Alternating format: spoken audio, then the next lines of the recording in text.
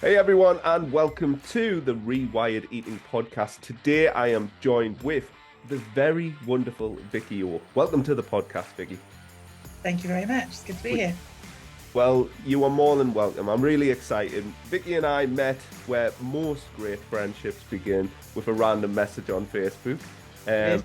but there was a great deal of alignment. We had some back and forward. We had a call, and I was like, Vicki, I want you on my podcast. And here you are, just like I that. am. Lovely. So thank you for joining us. Vicky is a money mindset and mastery coach, former accountant turned coach, helping coaches, therapists, and service-based business owners overcome their money fears to make more, work less, and ultimately have the life they dream of, free of money and worries. Free of money worries, not any worries, just money worries. Other worries as well. We'll take care of them. Um, Life will always have worries, sadly, but yeah, if we can reduce your money worries, that's what I'm here for. Absolutely. Vicky, the reason obviously I've got you on this podcast is because the story that you had to tell from where you've been to where you are now, Hmm. talk about that money mindset and how those kind of fears overlap with food fears and things like that. Yeah, So, and also you do have a degree in psychology. I do. So Yes. you know what you're talking about. They don't just give them away in cereal No, box. no, they don't just give them away. Sometimes though, I think you are expected to know everything to be able to fix yourself, and I don't think that's necessarily true.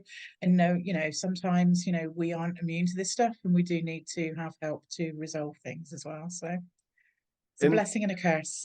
yes, I mean, I think, do you find, I mean, for our first tangent, do you find that makes sometimes harder because you're quote unquote meant to know how to solve issues, but obviously you do it maybe so much with other people, find it on yourself and struggles, do you kind of maybe internalize that?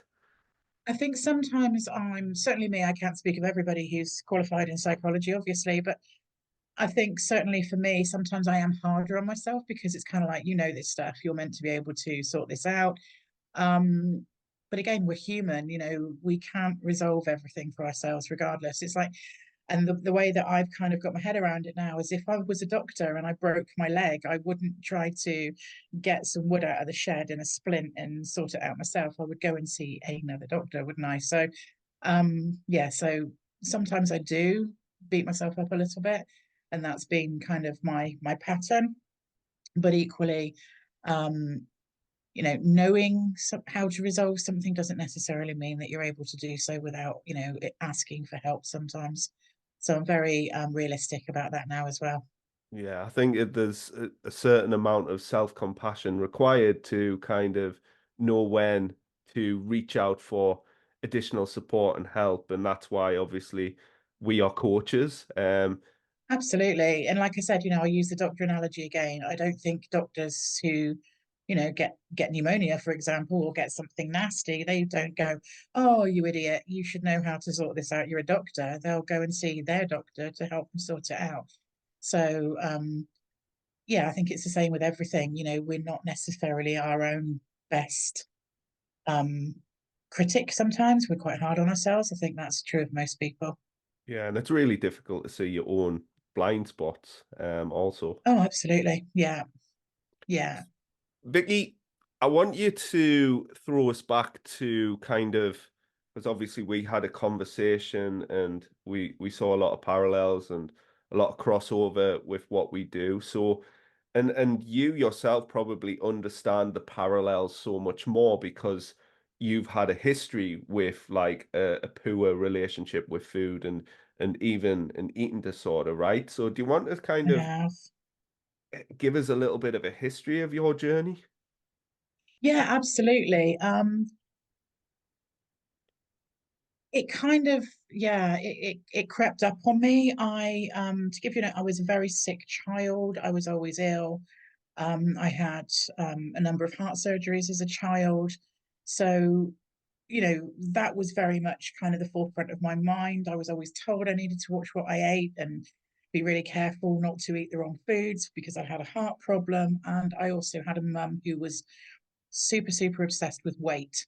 So now, with hindsight being a wonderful thing, and having that is a gift. I can see where a lot of my and I've had some issues with money as well, so I'm very transparent about that. I'm not immune to that, and that's why I now do what I do. I've now, but with hindsight being a wonderful thing, can see where all of these issues with food and my relationship with food was being embedded into me very, very young.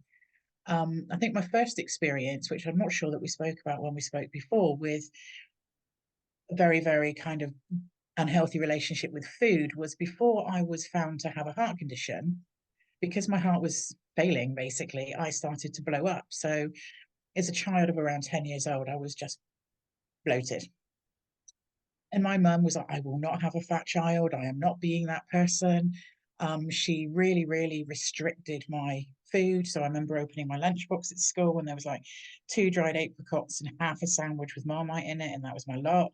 And she would then, what I would call, route march me around the village at night. Basically, is it was almost a shame thing. Other people are going to see you out. I'm not having a fat child.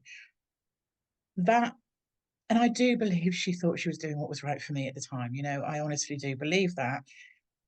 But there was a lot of shame involved with that. And that started my kind of like, oh, if you're chunky or if you're overweight, then you aren't accepted, I guess. So I can see going back a long, long time. And we would all probably, anybody who have had, who is struggling with these issues or who have overcome these issues has probably got a point in time that they can pinpoint is almost the catalyst to this beginning. And she could have killed me, because nobody knew at the time I had a heart problem. So this kind of transferred through my teenage years. And because of the heart surgeries, I'm covered in scars on my torso, which again, when you're a teenage girl, when you're just developing, gives you a lot of body confidence issues.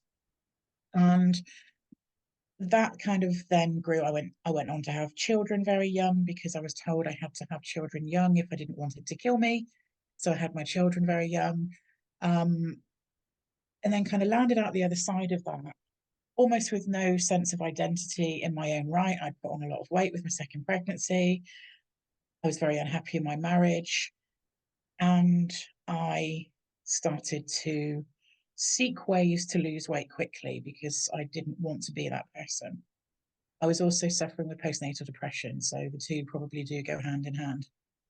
And I discovered the Cambridge diet, which was,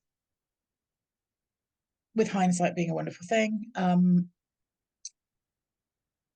it was the answer to my prayers. I lost weight very, very, very quickly. I went from being I've got a photo on my phone, and I'm sat in a park with, and it's an old photo, so it's a photo of a photo because this was before mobile phones. I'm sat in a park with one of my children on each knee, and I call it the fat Harry Potter photo because I've got really short hair, I'm really fat. Um, very happy with my two children. They're beautiful. They are just the best thing that's ever happened to me. But I don't look like me. And that, I think, was the point that I started to really become obsessed with my appearance. And you've got to bear in mind as well that I had been out of control for most of my kind of teenage years. I had no control over the surgeries, that was just going on around me. Um, Food was something I could control, food was something I could kind of take back my power with. So I found the Cambridge diet, which, to anybody, listening to this, is 630 calories a day, I believe. And it consists of 3 milkshakes, which one slurp and they're gone. And you literally want to eat the carton that it's in because you are so hungry.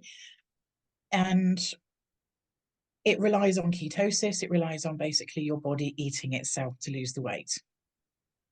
Your breath stinks. You've got to pee on strips to make sure that you stay in ketosis. It's really hardcore. And I lost an incredible amount of weight very, very quickly. But with that, and you've got to bear in mind, I'm also being treated with depression. And as we know, if we don't eat properly, that can have a massive impact on how you function, on your mental health. So, literally, at the time, I was believing I was doing something positive, but I now know that all of the stuff that comes with that was incredibly negative. My period stopped, my hair started to fall out. By the time I stopped doing this crazy diet, I was a single parent with my kids. They still remember scraping me off the floor on a regular basis, where I just didn't have enough calories in my system to sustain myself, and I would just pass out. And all my consultant told me, was just drink more water and you'll be fine. Drink more water and you'll be fine.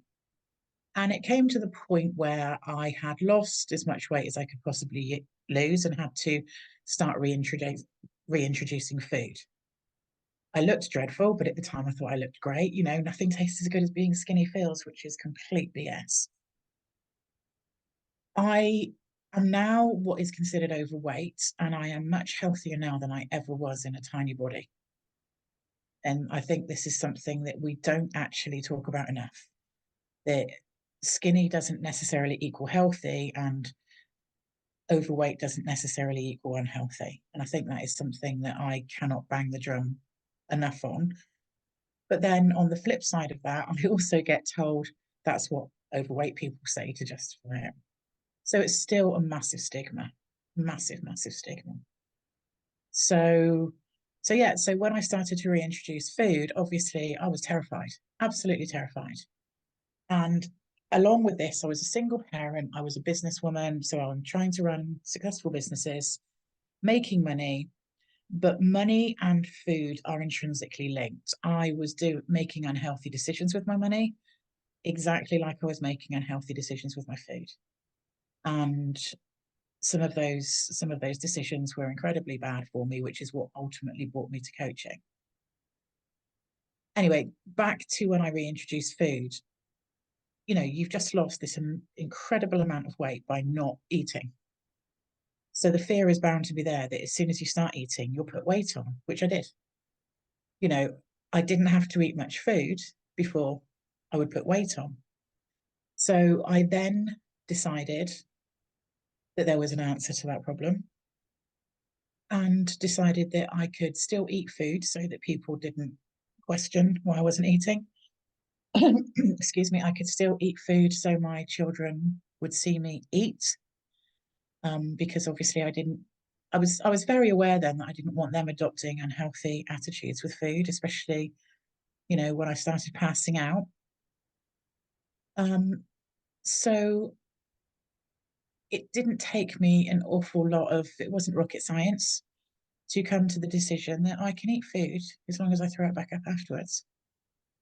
And that then started an 8-year relationship with bulimia. So, yeah, thank you, Cambridge Diet. Um, and in those 8 years, there was so much happened. And you become so self-absorbed, you become so focused on the eating and purging. You sit down for a meal with somebody and say you're constantly scanning the area for the nearest bathroom because you know that you've got a short window of time to get to that bathroom and purge before the damage, quote unquote, is done and it becomes weight on your body. And I would get up in the morning and weigh myself every single day. And that would be basically my decision as to whether I allowed myself to eat and keep that food down or whether I would need to purge. And it consumed me. So that then leads into it being so all consuming that you're not present with your kids, that you don't make empowering decisions with your business, that you're not making empowering decisions with your money, and it just takes over your life.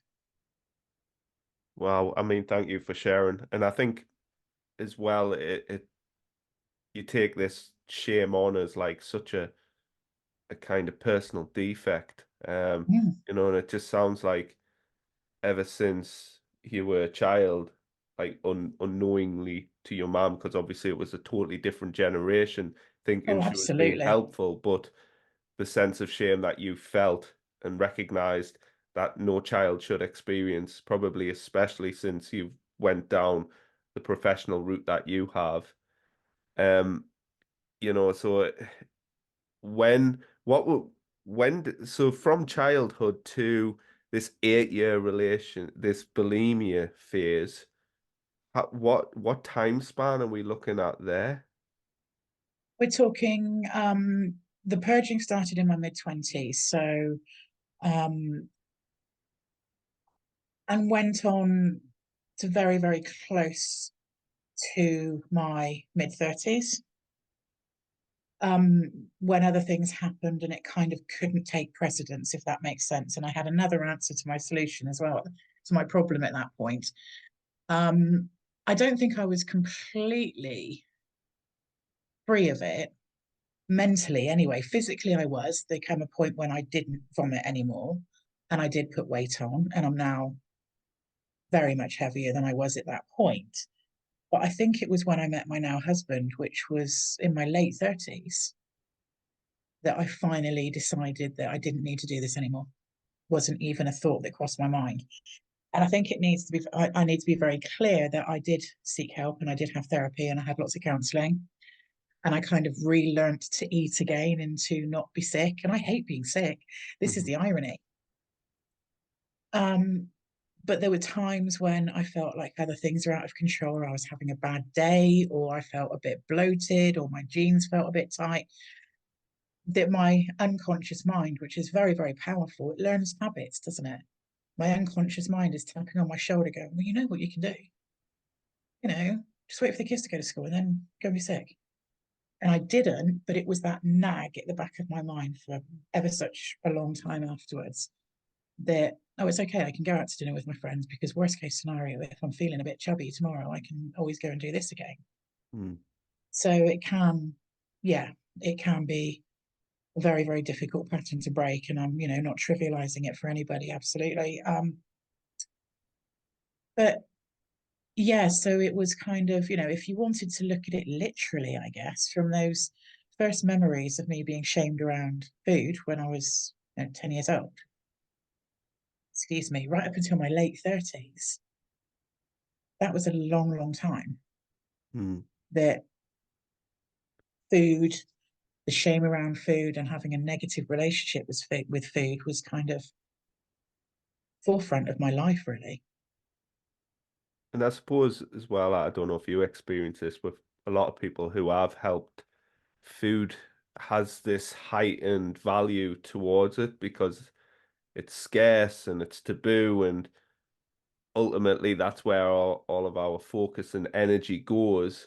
The thing that you're trying to restrict or you're not allowed or you're not permitted, was that something that you found yourself with? Absolutely. And I've given this a lot of thought and I've looked into it a lot because a lot of the people, ladies predominantly, that I work with regards to their money issues, are also struggling with issues with body image and issues with weight and, unhealthy relationships with food. So it's something I give a lot of thought to and a lot of time to. I honestly think that food has been given a very, very kind of, food and money are so similar. They're something we need. They're an omnipresent resource. Food is something that we need. It's not something that is shameful, and money is something that we all use on a daily basis and therefore shouldn't be something that is shameful. Yet both have picked up such shameful connotations around them, such negative kind of, narratives around them. I remember food as a child being a punishment and a reward. Now that's going to get in your unconscious mind, and your unconscious mind is not going to know what to do with that. And it's the same with money. I remember that being a punishment and a reward. Oh, you've not done your chores, so you're not having your pocket money. Bad, bad person. And it's like, oh, I get punished for, money is something that I'm punished with. And then, oh, you didn't eat your main course, so you're not having dessert. Bad person. But you've been really good, so you can now go to the shop and get some sweets. Good person. Our unconscious minds don't know what to do with all of this conflicting information. So it's often not our fault. Yes, I made a decision at some point on that timeline to purge, but ultimately it's backed up by all of this evidence that my unconscious mind is holding on to regarding food, regarding money. I think this is one of the things that really needs to be noted right now is this isn't really a logical problem because You can be hugely logical and you can know a lot, whether it's about finances, stocks and shares and like I call it the very surface level stuff. People with Mhm. nutrition might know very much about like energy balance and calories in versus calories out and some of the science of it. But that's all just noise to the unconscious brain. What that Mhm. understands is emotions, associations, and the meanings we attach to certain things. Like, Absolutely. and Yes. it's those inherent meanings, like going several layers deeper and figuring that Hmm. out is often the key to It unlocking is. this thing up here. Absolutely. Food isn't inherently bad. Food isn't bad. There are no good or bad foods. Good and bad foods are the label that we give them. Money isn't bad or good. It's again neutral. We only have a bad relationship with money because of the beliefs that we've bestowed upon it. People go, "Oh, money caused my divorce." No, it didn't. Money didn't cheat on you with your husband. Your beliefs around money and how you communicate and act and react around money is what caused your divorce. Food caused me to be fat. Yes, okay, technically that could be true, but the choices you made around food caused you to be fat. Food and money, neither of them are inherently bad. But we have attached all of these labels and all of these beliefs and all of this shamefulness to both of those things. And that can be a generational problem. It can transfer through generations. I have always been very, very careful to, if my children, I mean, they're grown up now, but if we were sat at dinner and my children were like, "Oh, I don't really like it, I don't want to eat it," I would never force them to eat it. I'd be like, "Okay, that's cool. You've tried it. You didn't like it. Well done for trying it." Doesn't mean they can't have dessert because I'm not attaching that element of shame to something that is essential to our being here is eating. Hmm. So yeah, it's incredible how they both intrinsically link and how as a society we do attach these negative connotations to it. I suppose even the culture that I grew up in, especially, even people who are successful, there's elements of shame attached to that also because Oh, all of a sudden absolutely. you think you're better than everybody else and Yeah. you're made to feel ashamed for maybe wearing a certain item of clothing because or driving a certain car or these things that you speak to people about also. Yeah, absolutely. One of the stories that I tell some of my clients is I grew up very working class. My mum married my dad, who was very upper middle class. The marriage didn't last very long, and then they both went their separate ways. So mum sort of landed back on the council estate, and not that I'm judging anybody for that. And dad went off and done what he done. And roll it forward a number of years when I became quite successful, and gladly I had those comparables, if that makes sense. So didn't only know kind of, my mum's background, I had my dad's background as well. But many years later, I'm quite successful and I bought a really lovely car. And my mum said, "Oh, great car, but can you not bring it down the road when you come to visit me?" I was like, "Hey, what are you on about?" She said, "Oh, because I don't want my neighbours thinking that my daughter is turned into basically somebody who thinks she's better than the rest of us." It was like, "Oh, wow." So rather than be proud of me immediately, because of her belief system, she's worried that the neighbours are going to judge her because I think that I'm better than anybody else. That wasn't my agenda. I didn't think I was better than anybody else. I just thought that I had done really well for myself and I was proud of my achievements. And it's exactly this, how we process information isn't necessarily the same as how the person next to us will process that same information. It's the same when, for example, you have people who witness a crime. You have two people who witnessed exactly the same incident who will give two completely different statements, so to speak, or versions of events. And that's how we tick. And to me, it was like, "Oh, mum's going to be really proud of me because I've done really well, and I've kind of, moved on from." I don't know. Again, it's really difficult to say it without sounding pompous, but rather than being really proud, she's done really well for herself. She's now doing this. She's running her own business. It was more concerned about what the people who hadn't followed those pathways would think about somebody like me, which is bizarre. Yeah, Yeah. I think there's even that is like people struggle moving forward in life because they worry about what their peer group or their tribe are going to think.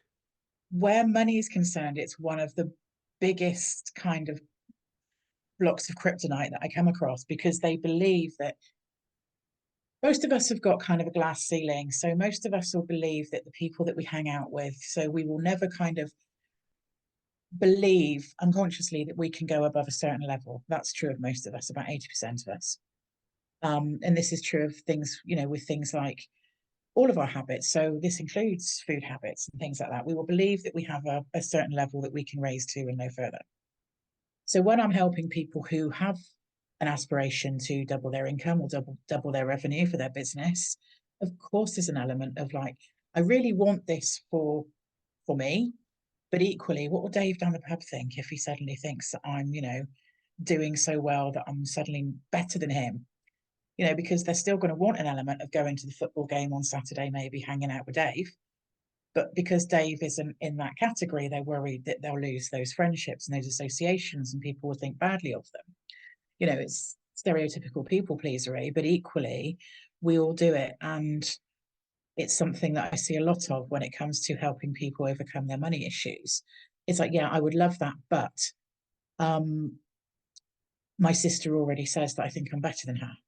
That's something that I've heard, or, I would really love to achieve this, but. And one lady actually said to me, and this is just such a powerful kind of sad statement at the same time. We'd worked together for a while, and then she just came out with it, and it was kind of, she was exasperated, and you could tell she'd given it a lot of thought. And she went, "But I really can't do this," she said, "because it's disrespectful." And I said, "What do you mean it's disrespectful?" And she said, "My mum struggled, really struggled bringing us up. And my mum's mum really struggled before her bringing her up. So it's only right that I get to struggle too. That's how it should be." And it was like, wow, that's just incredible and sad all at the same time. And we continued working together and we did make progress, but it was a long, long pathway for her. But, and sometimes I think that, with eating, sometimes we didn't have a lot of money growing up when my mum and dad divorced, and we didn't have a lot of food in the house. So there were also times when I was telling myself, going back to the food problem, that, well, it doesn't matter because, I didn't have this level of food available to me when I was younger, so I'm not going to miss it now. It's Mm. only food. It's fine. And how can I sit in an expensive restaurant and spend £300 on a meal for me and three other people when my mum's struggling to make ends meet? So it's going to be in your unconscious mind. I always say that your unconscious mind, in very layman's terms, without sounding patronizing, it's like if you imagine this infinite room full of filing cabinets. In each of those filing cabinets, it's got 100 drawers, and this room goes on as far as you can see. And each of those drawers has a memory or an experience or something that was said to you in it, filed away for prosperity. And that every so often, your unconscious mind will bring one of those out to play, which Yeah, is, yeah, you know what? And I think like if we look at like people who struggle largely with obesity, it's people who are in deprived places, and it's often I can imagine, something that sprung to mind when you were talking there about money is not just because a lot of people fear failure, right? But I think unconsciously a lot of people fear success because of yeah. what may occur if they get what they think that they want. So like unconsciously, they're kind of sabotaging themselves so they're not successful. I know it sounds really backwards. That also ties in nicely with a really kind of scary statistic. I think it's more than half of lottery millionaires go broke after 3 years because they've not been taught. And it's again with, I think, education with more deprived areas is, with regards to food as well, is key. And it's the same with money. You know, you get these people that win, say, 1.5 million on the lottery. They buy the big house, they lavish it on friends, they go out and blow it on expensive holidays and all sorts of things. And then 3 years later, they're broke because unconsciously their mind's saying to them, this isn't who you are, this isn't what you do. Dave down the pub's going to be really miffed that you've won all this money. So they're unconsciously toiling really, really, really hard to get back to being Dave's mate again rather than being this millionaire. And that is such a powerful but kind of unseen way that our minds work. Yeah, I always say to people, like, unless there's like this identity shift, Mhm. you're always going to probably navigate and gradually gravitate towards like type. You're going to gravitate towards your lived experience, towards what you know. Absolutely. It's like you'll very rarely find a romantic coupling where somebody is very, very academic and then the other person is sweeping the floor at McDonald's. And that's not me being facetious, but because you do tend to gravitate towards what you know. And obviously, if you're very kind of highly academic and you've been educated at one of the top universities or something, you're unlikely to gravitate towards somebody who is working for minimum wage, sweeping floors at McDonald's. And that's an extreme example. But again, our unconscious minds will always pull us back to what it believes we need to be safe, even if that no longer serves us. And I wholeheartedly believed for a long period of time that what I was doing to my body and what I was doing to myself was keeping me how I should be. So therefore keeping me safe. So of course my unconscious mind was going to have its moments of like, just do it again and you'll be fine. You know, yet now I am essentially the opposite end of the spectrum. So recovery is very, very possible. Saying that I'm not, you know, I'm not unable to function on a normal level because I'm so overweight, but because I won't even allow scales in my house anymore, the number isn't actually a concern to me. Whereas I it's what think I live by. I think like you know what, and you've said you are in a kind of larger body, and I think we want to talk briefly about the shame that is kind of because you told me a crazy story about somebody who spoke to you regarding like you introducing yourself as a kind of money mindset coach. You want to share that story? Of course, yeah, absolutely. I've always been, I've always been a curvier person. Even when I was, you know, you look at photos of me as a child, even before we discovered I had a heart problem, I'm not one of these skinny beans. I'm not. I'm 4'10" to begin with, just to sort of put it out there to the world. So I look a bit squashed. So I'm, you know, I've always been a sturdier person, for want of a better expression. But yeah, we're talking probably 6 years ago now, maybe more. I was at a networking meeting before we got locked down and when we were able to do such things. And I introduced myself as a former accountant, money mindset coach, and this lady who was also a coach just looked very uncomfortable once I'd introduced myself.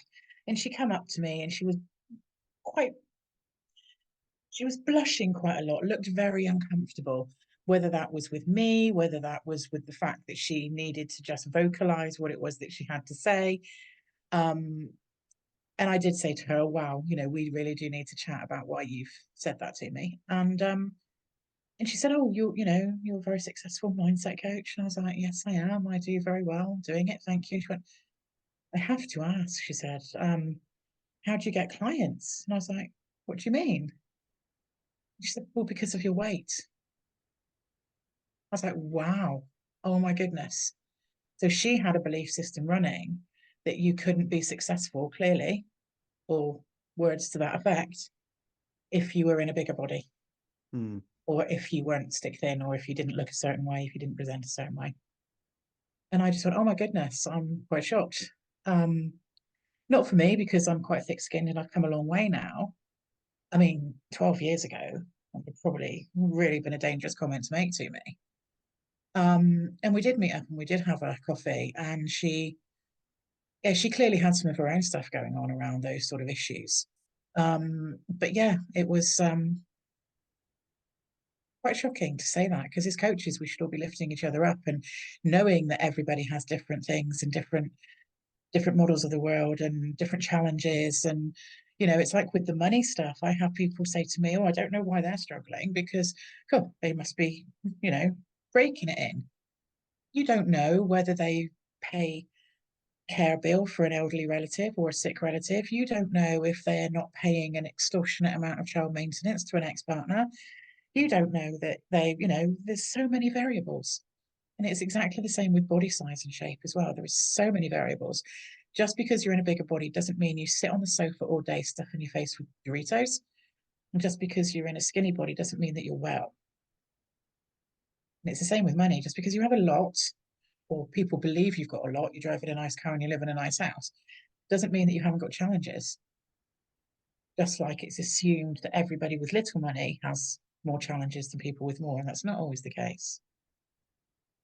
I love that. That's perfect because I think, I was going to bring it up myself when you were that young girl with your heart defect being marched Mm, around the street, unknowingly kind of having like, a, your body falling apart. And yeah. the assumption was, you're greedy. And as a young lady, as a young child, those first years of our life is when we genuinely kind of start to formulate our identity. And Absolutely.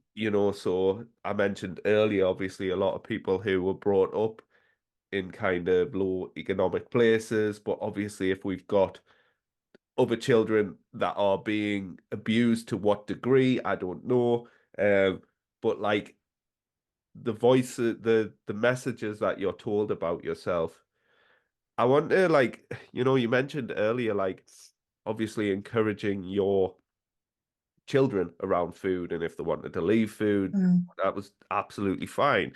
But there comes to a absolutely point fine. that, which is totally great message, but there comes to a point where um mom and dad or parents are kind of like that peer group and moved on from. We start mixing with other peer groups, other children, and we Hmm. start trying to interpret the world ourselves. But now we've got this other Yeah. catalyst, which is going to be social media. Is social, and listen, because there's a lot of shame around food, around diet, around the social value that we attach to look in a certain way. Therefore, it's easily exploitable, digging into people's pain regarding this. Um, because a desperate mind is willing to do Hmm. desperate things and can be easily kind of, like I say, exploited. I'm imagining it's very similar Oh, in the absolutely. money world, that there's a lot of unqualified coaches who are just there to take and almost reinforce the problem, which makes it harder for genuine coaches such as ourselves, because now they've just dig in this belief system that they can't do it and they're not good enough even further. Have you found that being the case? Sadly, yes. There's a lot of shaming that goes on around money if you're not making the elusive 10K month. So that's one of the first things that comes to mind is I've had people come to me and go, "Oh my God, I'm failing." And you look at their numbers and you're like, "You had a 7 grand month last month. How are you failing? You're doing really well." They're like, "Oh yeah, but I've never hit 10K. I can't do it." And everybody out there saying I should. So there's one element of shame. There's another lot of people out there who are money mindset coaches. And I'm not here to assassinate anybody else. There's some really good ones out there. But people who are convincing people to part with their money, to just get up at 5 a.m. and chant, "I am a money magnet" in the mirror 1,000 times, and then to scrape around for their train fare, to try to get to work, to go to their lowly paid job. This is something that's been a bugbear of mine for a number of years because chanting a positive mindset around money, food, and anything else that you've got going on in life is absolutely key, but not enough on its own to solve any major problems that you might have with it. So if I'm in truckloads of debt, working in a minimum wage job, living in a bed sit and barely able to afford my train fare to work, getting up at 5 a.m. chanting "I am a money magnet" is going to do absolutely diddly squat to change my circumstances. And there's people out there that are promoting that as a solution, so to speak. That solution is the money equivalent to my Cambridge diet. It is going to have long, impactful results on your life that aren't positive ones. Mm. I think So I sometimes felt like, very ranty when I said that. no, yeah, yeah, we could tell. I could tell. I could see it in the eyes. Like, oh God, Vicky O was on one. I did. I was just like, oh, Hey, no, like I get it because I think with in my line of work as well, like people are brought in, um, and I've been part of mentorships, and I've just been like, this is just another like teaching people like just it's almost like preaching the diet mindset even further. It's not actually improving their relationship with food. It's not, in no. your case, improving their relationship with money. If anything, it's just making it worse because it comes from this place of like restriction and desperation and not making They will. peace They'll be with it. asking themselves 3 months down the line, why am I shit at this? Why have I failed? Mhm. And they haven't. But the advice that they sought has failed them. And it's the same with my Cambridge diet. Oh, just keep drinking the water if you're passing out, you'll be fine. That impacted my life for years to come. There's still much more I could tell you about how it's impacted my life. And the same with, you know, you spend your last 10K on a course that's going to teach you money mantras alone and, very unpractical ways of managing your money. So not only have you got this massive credit card debt because you've just paid the coach that cost you 10 grand, you've also got no practical skills in order to actually change your situation. It's only going to compound in a negative way. Just like these really crazy diets are only going to compound in a negative way. Now, I'm 50 years old now, and for most of my adult life, this has been, you know, it has been an impact on my life, my eating habits. Mhm. And I don't want that for other people. And I did pass this on to my daughter. Certainly, she's had struggles because your children learn from you. They learn their money habits from you. They learn their eating habits from you. As much as you think you're hiding it from people, no. It's really sad because, when people ask me in the business space, it's like, what's your niche? Niche, niche, Mm-hmm. niche. And I'm like, listen, Niche, niche, un niche. unfortunately, it does tend to be like women who are at that 35, 40 range. And I'm Mm-hmm. like, sometimes the unfortunate thing is what they need is to get to this space in their life where kids are a bit more grown up and you're starting to look around and you've looked over the past 20, 30, 40 years of living and you're really starting to look towards the next 20, 30, 40 years of life. And you kind of like, you just don't want to go onto the Cambridge diet. You don't want to go back into the group. You don't want to track every bloody calorie um, No. for the rest of it. Um, Life is meant to be lived, and with anything that is that restrictive, be it financially or be it food orientated, you're not living the life that you were supposed to live. You're not living your best life. And that sounds like a coaching cliche, but you know, it is true. You can't get that time back. think there's so much like it's like the social currency of looking a certain way, and I think so many people are chasing that thing that they're almost willing to sacrifice everything else, relationships with kids, family, friends, just to get into this smaller body. I'd imagine it's similar in the financial space, the money space of like, you know what, I'm going to be this 10K warrior, but in that Yeah, path is a whole load of destruction. absolutely. I'll have people go, yeah, I'll do this when I get to my 10K month, or I'll do this when I get to my 20K month, or I'll do this only when I've got X amount in the bank. That's sad, and it's like me, and I used to do it a lot. I will take the kids swimming when I've lost another £6. I will take my throw off on the beach only when I've lost another few pounds. You know, you're constantly living for something that is off there in the future rather than actually living in the moment. And I know that's another coaching cliche, living in the moment, but it's so true. Coincidentally, I actually put a post out on social media today saying that my daughter is 25 this week. And I have the gift of hindsight, and I can't get those 25 years back. And I'm not saying that I've done anything inherently wrong, but if I could go back again, I wouldn't let them see me punish myself with food. I certainly wouldn't work as many hours as I did some of those years. I would give them the gift of presence rather than the gift of a bigger house. And, and this is something that I think this is why one of the reasons I do what I do, and I'm about to get ranty again, is if what I've experienced can save other people from experiencing the pain and the trauma and the life lost, then I've actually lived those experiences for a reason. And please don't get me wrong, I've not had an awful life.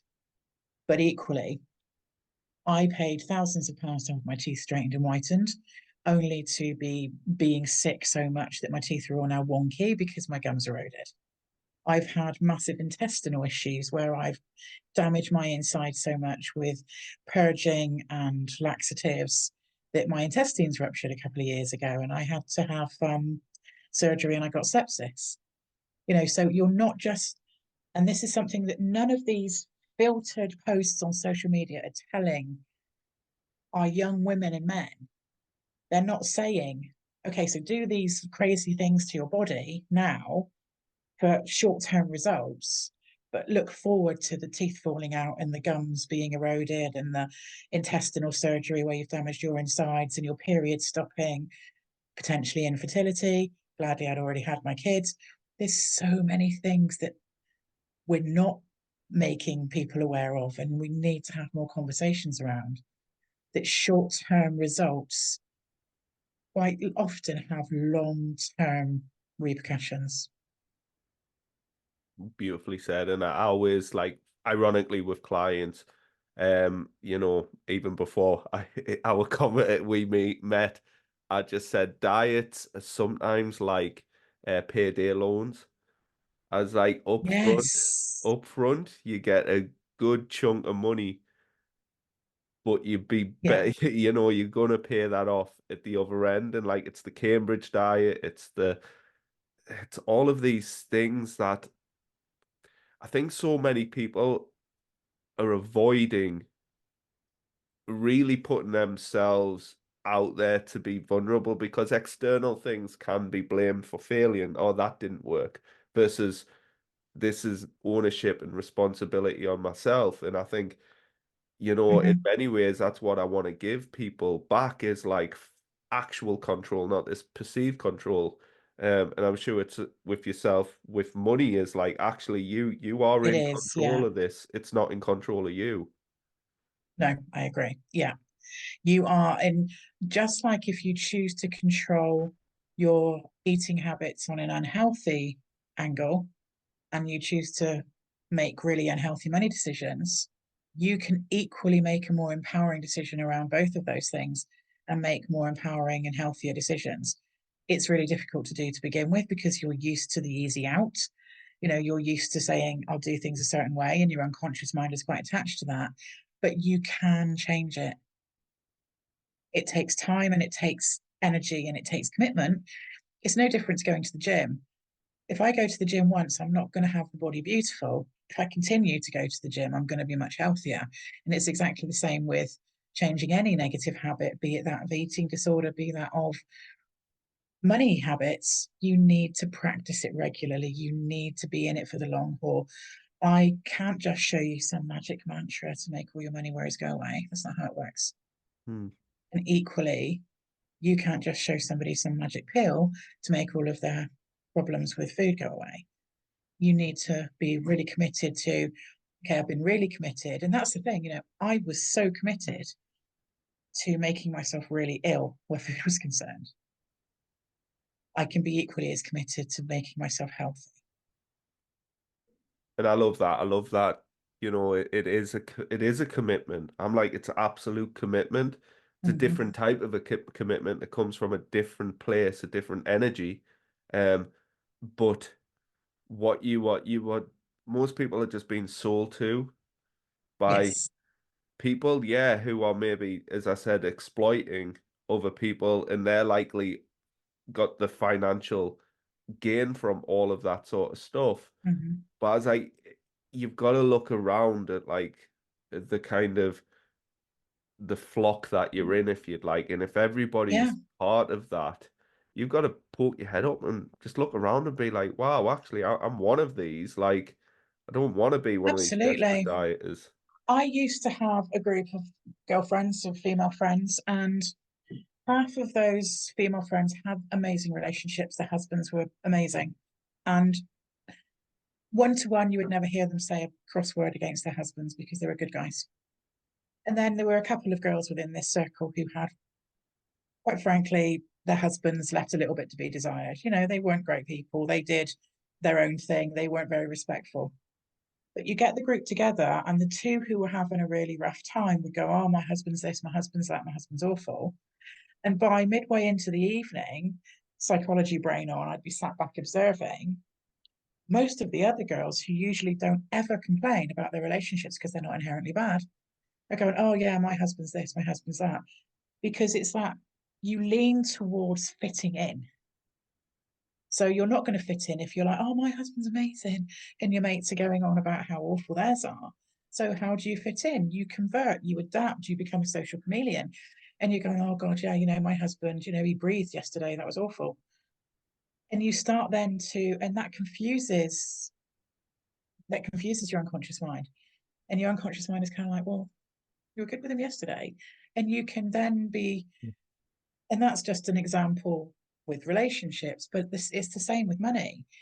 If you're doing okay and you've actually quite cool with money, and then you go down the pub and you've got a collection of friends who are going, "Oh, do you know what? Money's awful.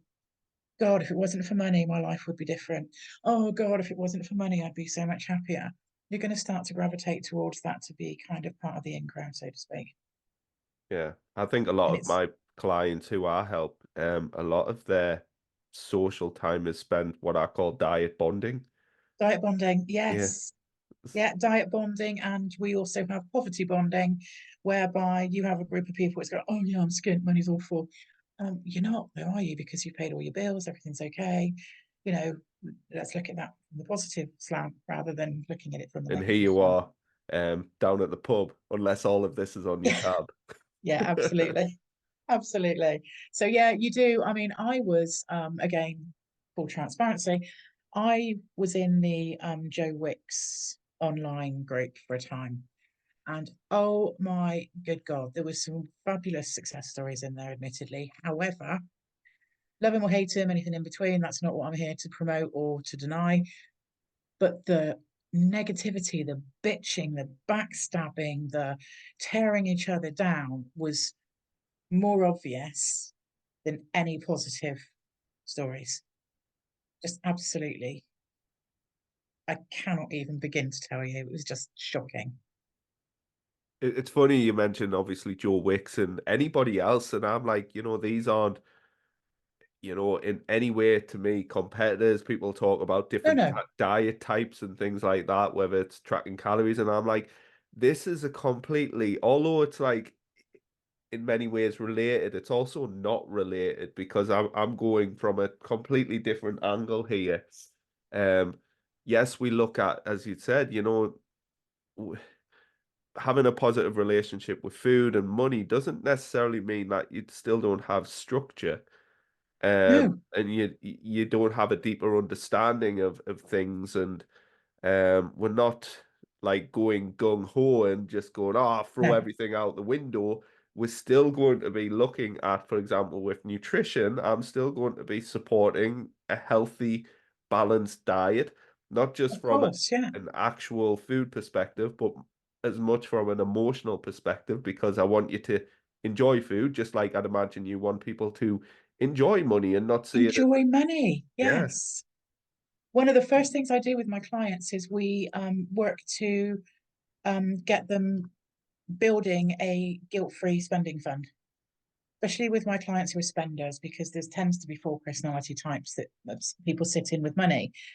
if you're a spender, if you love going out and blowing money on shoes or blowing money on makeup or whatever your weapon of choice is, we make sure that we have a fund to allow you to do that guilt free.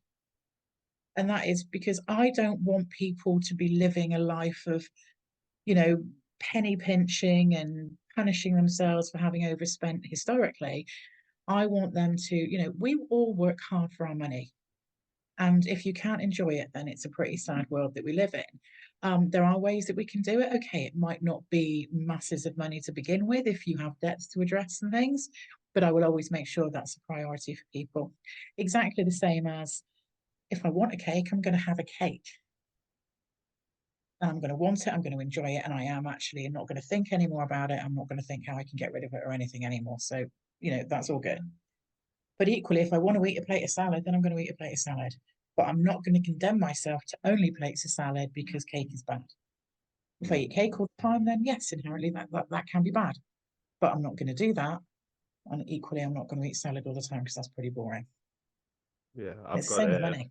there's a principle I work to, which is unconditional permission to eat, which is like, having the cake without conditions attached, i.e., Yeah. I've done me exercise today, or I'll just restrict tomorrow, or like even worse extremes of like, I'll purge it in some sort of way, whether it's through physically making yourself sick or exercising crazy amounts. And I'd imagine with Hmm. yourself, it's kind of this unconditional permission to spend.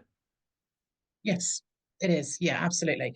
You've got your fund. There's no guilt attached to that.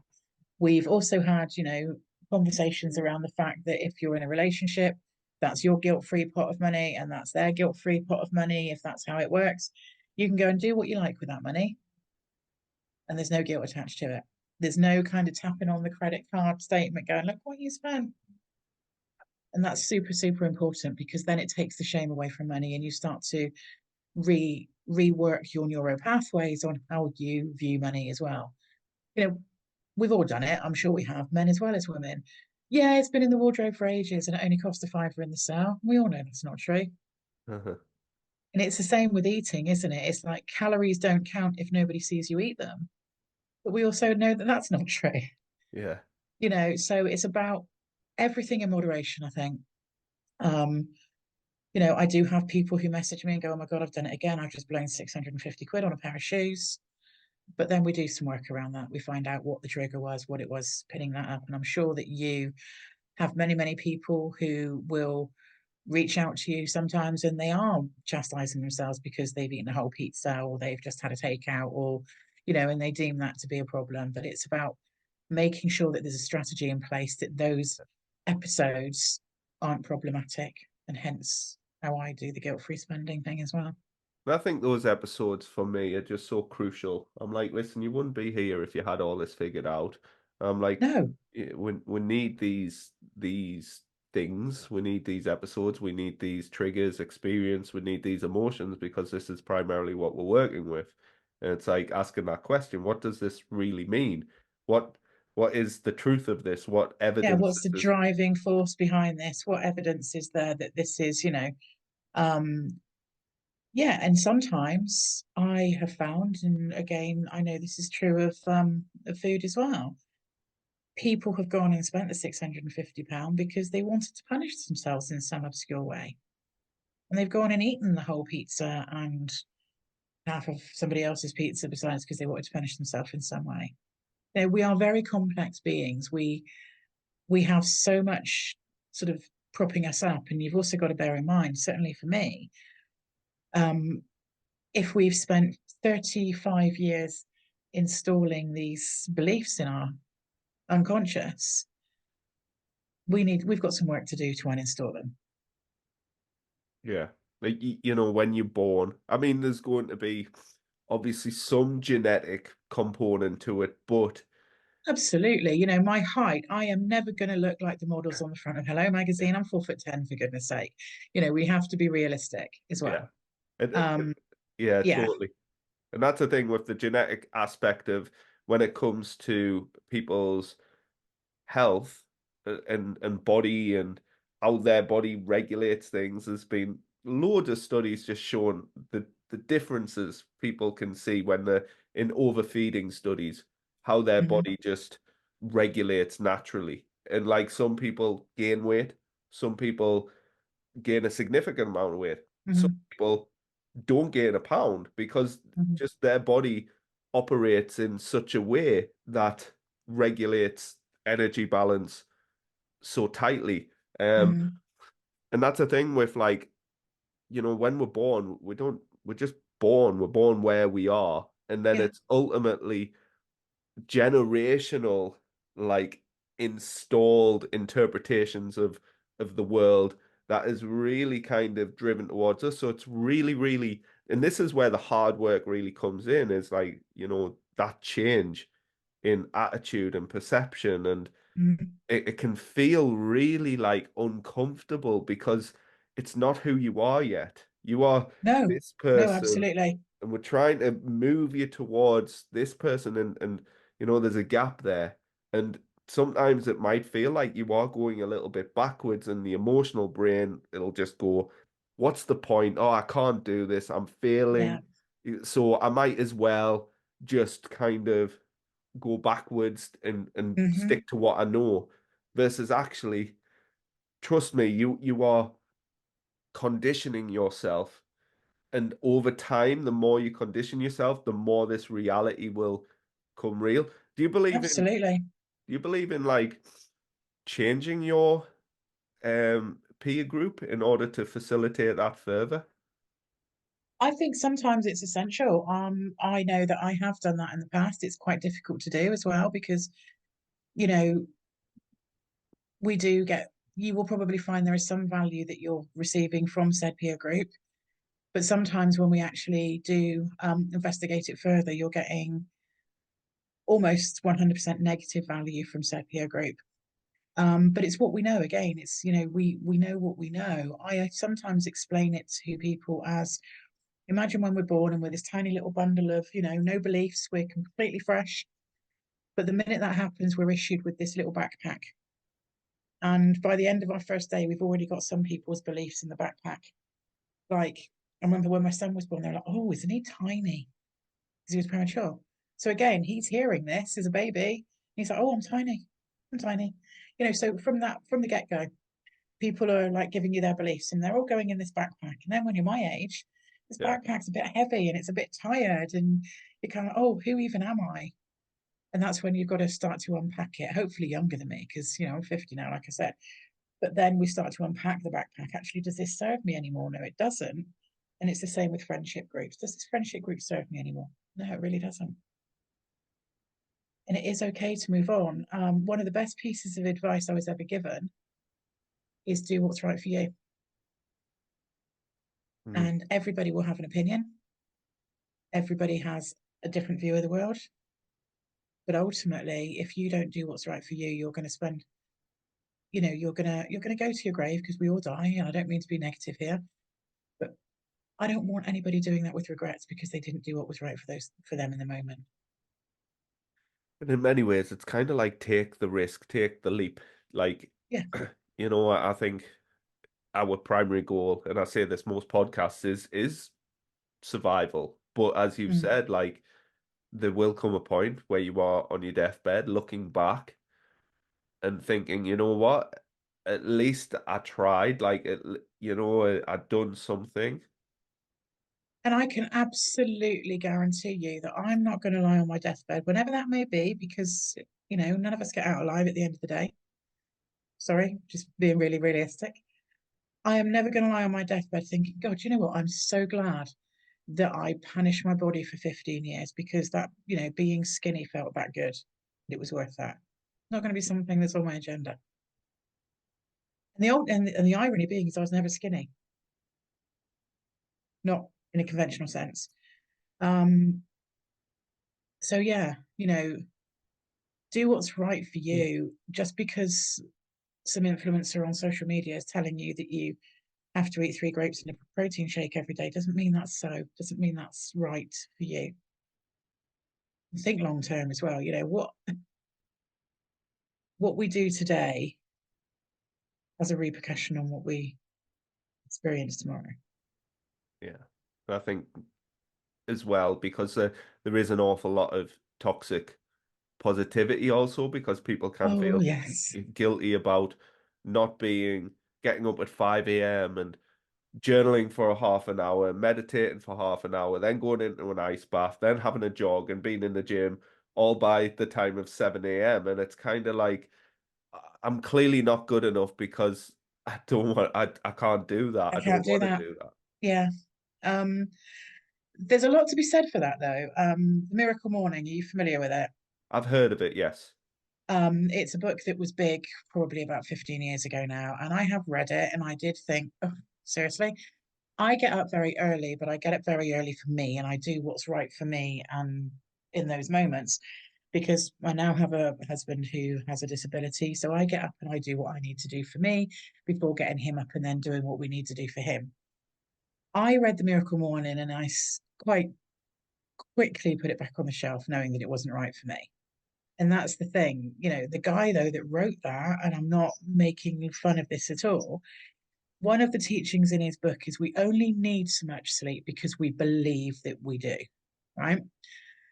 You and I both know the importance of sleep. That was one of the things that I equally deprived myself of as well as food. And, quite how I'm still here today is sometimes I think a miracle. It was that bad. But we need sleep. That's a fact. Our bodies need sleep for weight regulation, for how our brain functions, how we function as people. It will affect everything. But one of his teachings in that book was you only need 8 hours sleep because that's what you're telling yourself. Train your brain to believe that you only need 3 hours and you'll be fine. That guy has spent the last goodness only knows how many years battling really severe cancer. And you do wonder if the two go hand in hand, that you've punished your body to prove this philosophy. Has that actually made you ill? It may or may not have done. But equally, you do you. If you want to get up at 4 a.m., stick your bum in an ice bath, journal for an hour, read for an hour, jog for an hour, great. Happy for you. You do you. But that's not right for me. Yeah. I think like so many people that want to put display on that on social media because it's like validate me, look at me being successful, hashtag entrepreneur. Um, Hashtag entrepreneur, hashtag ice bath. But every time I see somebody freezing their proverbials off, it's bad enough down here because I'm down south. People up north and there's snow on the ground and they're getting into an ice bath in their bikini. It's 6 o'clock in the morning, and I'm thinking, I'm subliminally shaming anybody else that's not doing the same in their text. And I'm thinking, this is so not right for everybody because I've had heart surgeries. And if I plunge myself into an ice bath, I'm likely to actually do myself some damage by way of my heart not liking it.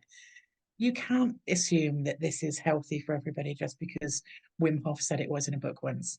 and listen, by the way, if that is your jam and you are loving it, go right ahead. Keep doing it. Absolutely. It's like, you know, we all like different things. My husband is mad into American football, and I have been with him 11 years, and I have tried, really, really tried. It ain't happening for me. I cannot get into it. He's good with that. You do you. If getting into an ice bath at 7 a.m. really lights you up, then do it. If it doesn't, then don't. Just because it's the thing. I can guarantee you, though, in 3 or 4 years' time, we won't be seeing this on our feeds anymore because there'll be something else. Mm. There will always be something else that you're believing you're failing at if you're not doing. And I think this is like it says like just to kind of encapsulate what you were saying of like you do you, like I think because we see success in others, we're more inclined to kind of approach that person. And Hmm. the diet industry, I'd imagine like the money industry, it just sees fads come and go, and so Yeah, it many does. people rush towards that thing, and then inevitably that doesn't work out. So it's the next thing, and then the next thing. And of course, it's just exploitation. It does take quite a strongly minded individual to kind of like in many ways go it alone in terms of like, right, I'm going to do some internal work. Absolutely.